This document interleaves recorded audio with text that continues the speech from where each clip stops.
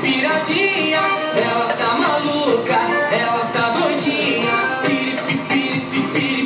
Piradinha, ela tá doidona, fora da casinha.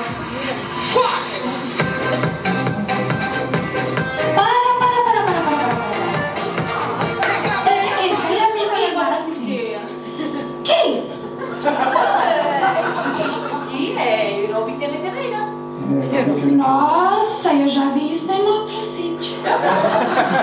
Oh, Robertinha, também não sejas chata, não é? Deixa lá a menina fazer o que estava a fazer. Nossa, parece com caste para o solado, cruz credo. Qual o solar, Robertinha?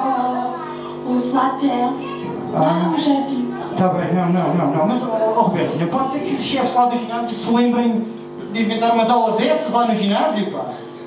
Não? Não. Sim. Vá, Passa a mão de retirar. Posso fazer outra coisa. olha, estás a ver, a menina faz outra coisa. Vá, apresenta. Deve fazer muitas, aliás. Tem muitas coisas, não é? Não, mas agora é só uma coisa.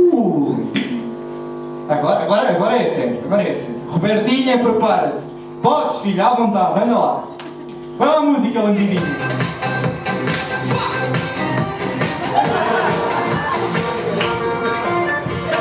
Ela não anda, ela desfila. Quando chega na festa, dança na pista.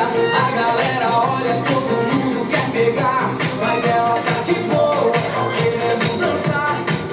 O que é esta... É aeróbica em cima do trabalho. Epá, mas tu fazes aeróbica em todo lado? Olha, tenho ali uma cana de pesca no carro. Também fazes aeróbica com cana de pesca. A menina está vendo até a atitude. Opa, tu também não sabes dizer outra coisa. Pá. É atitude, é imagem. Eu tenho uma boa imagem. Ai, uma bonita imagem. Olha, tu tens uma bonita imagem. É para te pôr a andar daqui para fora, pá. Anda lá, olha, eu não tenho mais tempo para isto, Robertinho. Vamos embriagar, hein? Vamos. Porque eu estou farto desta... Olha o pito, pá. Estou farto desta merda. Vamos embora. Já chega. Fora.